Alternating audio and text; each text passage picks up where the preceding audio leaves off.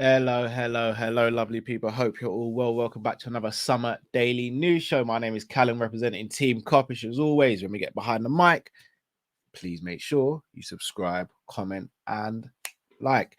Few topics to get into today, but we have to start with this man. He's one of our own. Splits opinion, this guy does, and that is Joe Gomez. According to Andy Jones, who writes for The Athletic, Joe Gomez will be staying at Liverpool beyond this summer. Now, this for me is not a shock should it happen. And again, I'm going to be really blunt. I think it's mainly because of the homegrown situation.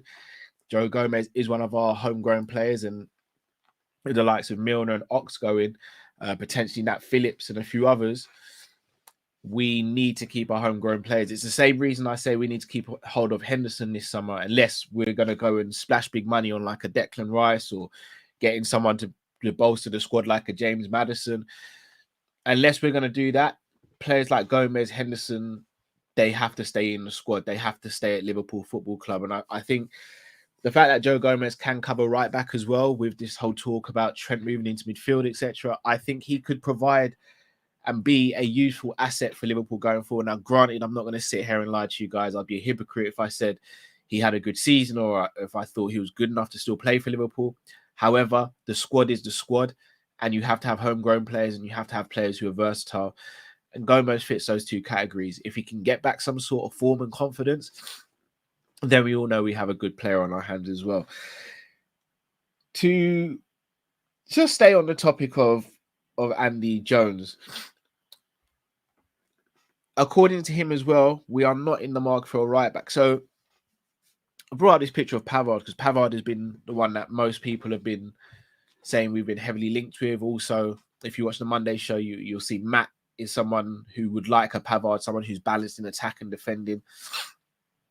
He's been quite adamant saying that Liverpool aren't in for a right back this season, or this summer, should I say.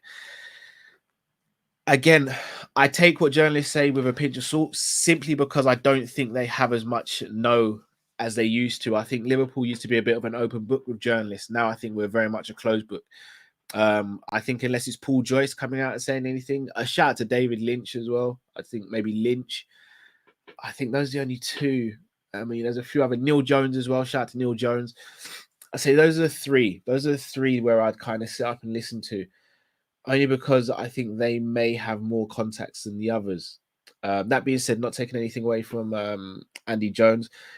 If we're not in for a right back, it says to me one of two things. One, we're happy with Gomez and Bradley to play right back for this season, with Trent also being available to play there in some games. Or two, it says that Trent is still going to stay at right back, which I think would be a mistake from the club and from the hierarchy. I do think Trent is showing game by game how much he's suited to playing in midfield. Plus, from what I saw of him last season playing at right back, he just didn't seem to enjoy it, and he didn't seem to excel in the position like he used to. So for me, if you're able to get the best out of one of your best players, which also helps the rest of the team, for me, it's a no-brainer. So it remains to be seen. Speaking of Gomez, though, I'm going to go on a slight contradiction because I'm going to play you guys a video. Shout out to Lakers, who's one of our subscribers and a long-time supporter of the channel. He sent me this video earlier, so I'm going to play it to you guys and let me know what you think, and I'll comment on it afterwards. So last season's kits and all the players that are staying, I've got this season's kits hanging up. Apart from Gomez, Matip and Thiago, they've still got their old kits hanging up. So does that mean they're on the way? Is that a clue from the club? But it was well spotted by a lot of people. That was about 20-30 people noticed that, which I didn't, and I was there. So well spotted.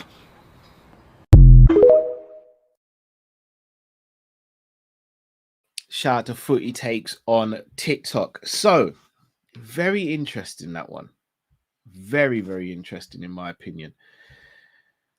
So I'm going to start off by looking at the players he did mention, which was Thiago, Gomez and Matip. All three players have been linked with a move away from Liverpool. And for two of the players are seen by many in the Liverpool community as not being good enough to take us to the next step or take us forward in our progression. Thiago is the exception to that rule. People potentially want to see Thiago leave because of his injury record. Another name that wasn't mentioned though, who still has the old kit, if I'm not mistaken, was Adrian. This to me is a bit of a weird one because you look at Ox's kit, you look at Milner's kit, you look at Bobby's kit, they're all the old kits. Is it just coincidence, or are those players potentially going to be moving on? Because it looks like there's no smoke, there's no fire without what am I doing here? There's no smoke without a fire. Goodness me, what am I doing? There's no smoke without a fire. It's very weird that those players don't have the new kits or their names on the new kits. Again, could just be coincidence, but I don't understand why the club wouldn't. Even if they're leaving, I don't understand why the club wouldn't just do it, and then you can always change it. For me, it's a bit of a weird one. I hope Thiago stays. I can understand if the club were to move him on, or if he decided to move on himself. But I do hope Thiago does stay.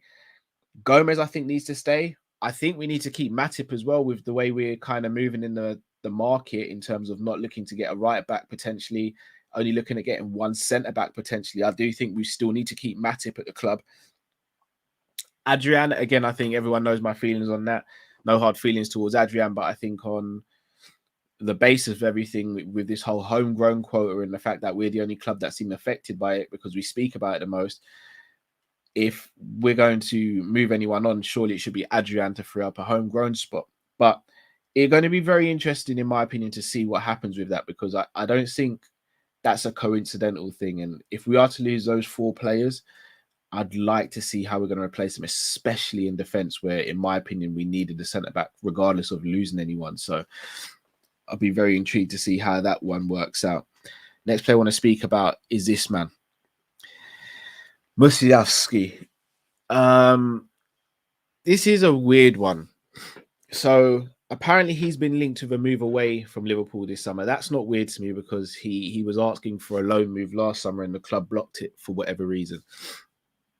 However, this time it seems to be a permanent move, and it seems as though he's going to be going up to Poland as opposed to signing for another club. Now, I know Borussia Dortmund were heavily linked with him. Arsenal have been linked with him. Again, I find this whole situation weird. For me, something's happened behind the scenes.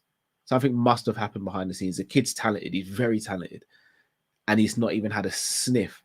If I'm not mistaken, the only time I've seen him was against Bordeaux in the preseason last summer. Now, this may all change if he goes on a preseason tour and he starts getting games and he starts impressing. As of right now, the whole situation just seems really weird and up in the air to me. I don't know what's going on personally. I'd like us to keep him. Hell, I'd like him to get some minutes here and there. I think he's extremely talented. He's very good in one-on-ones. He's got good finishing. He's good on both feet. Can play both wings if need be. For me, it was a no-brainer to see him give him some game time. But it doesn't seem as though he's favoured. It seems as though there has been a breakdown in communication between him and Liverpool and his entourage, potentially. I don't know what's going to happen here, but it is a very, very weird one. On to another player who we've been linked with, Adama Bojan, the under-21 Gambia striker, who has been linked also with Newcastle, Arsenal, and Manchester United. Again, not going to lie to you guys and do the whole, this guy, he's got something about. I've watched a 2-minute and 46-second clip on YouTube. On YouTube, he looks good. He looks like he can finish with both feet. He looks really strong for his age. He looks quick. He looks like he's good eye for a pass, good hold-up play. But again, it's 2 minutes and 46 seconds. What I will say, though, again, I'm all in favor for us signing players of this ilk, players who look like they have a bright future and getting them at a cheap price at a young age. Because one of two things, you can either put them in the academy or you can send them out on loan and see what they do. If they go out on loan, they perform well, and you want to sell the player, you can sell the player for a higher fee than you bought. If you want to keep the player in the academy, let them develop a little bit, then try and ease them into the first team. For me, it's a win-win. Rather than waiting for players to explode on the scene, then they are touted with being 50+ million pound players. We know we ain't got a chance of signing those players, and then we miss out and those players go elsewhere. For me, try and acquire those players now before they get big, and then you work with the player and decide what you're going to do in terms of strategy with that player and molding that player. But it'll be very interesting to see what happens. Look, The under-21s, the Euro starts today, so I don't expect any news on Thuram or any other player that we may be linked with who's playing in that competition for now. What is telling though is that competition ends on the 8th of July, and that is when our preseason begins, if I'm not mistaken. And reports before the summer started was that Klopp wanted all of his players in by the 8th of July. That's not going to happen if we are signing more players, but there's no guarantee that we are signing more players. And look, I know some of you will sit here and say, oh, Cal, you're being negative.